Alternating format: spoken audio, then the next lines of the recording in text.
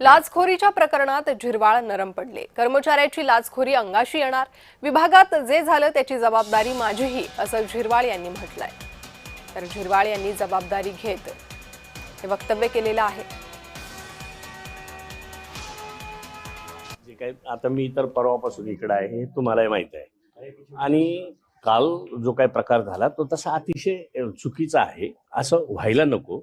परंतु जे काही ढेरिंगे म्हणून त्या ठिकाणी त्यांना पकडलं गेलंय, ते आपल्याकडे क्लर्क म्हणून काम करतात आणि त्यांना सुनावणी वगैरे त्याचे पेपर वगैरे जे काय असतात ते बनवण्याचं काम ते करतात।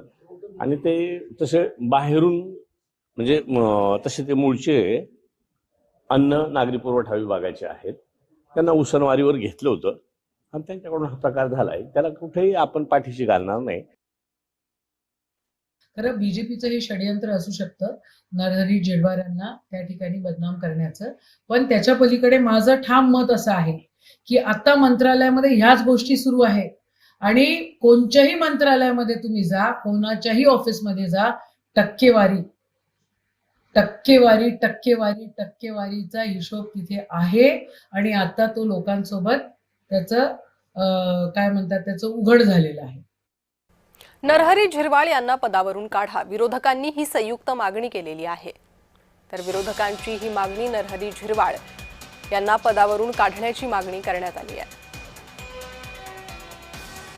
सरकारमध्ये प्रत्येक विभागातच या पद्धतीचं काम चाललंय। झिरवाळ बिचारे आदिवासी आहे म्हणून त्याच्यावर या पद्धतीचं ट्रॅप लावून आम्ही किती स्वच्छ आहे असं दाखवण्याचा एक प्रयत्न करतोय। प्रत्येक विभागात राज्याच्या सगळ्या मंत्रालयामध्ये मोठ्या प्रमाणात पैसे घेतल्याशिवाय सही केली जात नाही, हे तो उघड सत्य आहे। जरी एखादा अधिकारी सापडला असेल तरी त्याचा मंत्र्यांकडे दोष जात नाही याच्यासाठी शेवटी तो मंत्री कोणाकोणाला कसं काय एक दुर्बीण घेऊन जाणार का?